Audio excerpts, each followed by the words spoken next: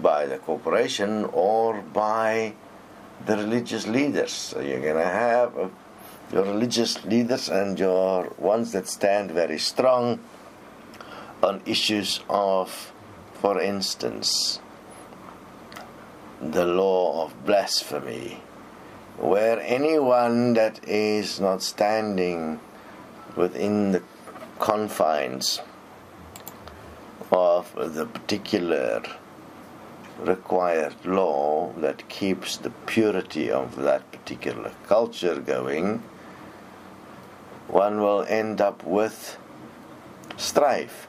And the ultimate play is obviously that there is this idea that there is a new world order and that there is going to be a new world, one world government. There is not going to be such a thing. There is governments only, in fact, works with resource and works with and on behalf of the corporation. So therefore you're going to have regional structures, yes. But you're not going to have a one world government.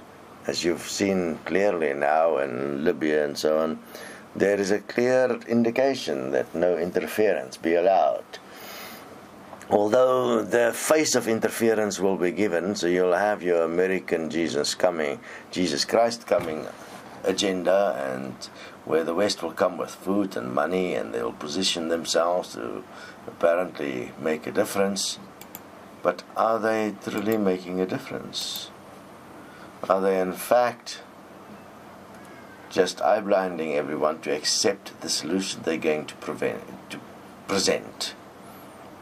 The same point in Pakistan, for instance. You have all these regional conflicts taking place, but at the end of the day, who wins but the corporation? And you have, in fact, a conflict happening between the super rich, where the people are just cannon fodder. And at the end of the day, in this game, particular points are used as manipulation. For instance, the laws that's relevant in terms of blasphemy and Muhammad. That is just part of a battle between bloodlines that's been going on for centuries. Now, once we get to the end of this nonsense, which is inevitable, we have to be ready with an answer that is best for all, not just a temporary solution that changes the power from one group to another group. That doesn't help. That is what you're going to view happen in the world in the next years to come. There will be this shifting sands of power between groups, corporations, ideologies, but none of them will solve the problem. The problem is that whatever man believed to be the power has power over them. And obviously, currently the belief is that the current economic system, the current money system determines who lives and who dies.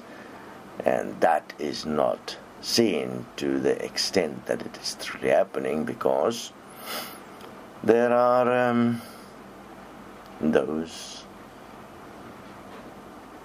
amongst us, most of us, that has been so consumed by lesser things in terms of your pursuit of happiness that you have not been able to see the bigger picture, and your pursuit of happiness is locked into the bigger picture in terms of how money works and how the rules of engagement in this world work.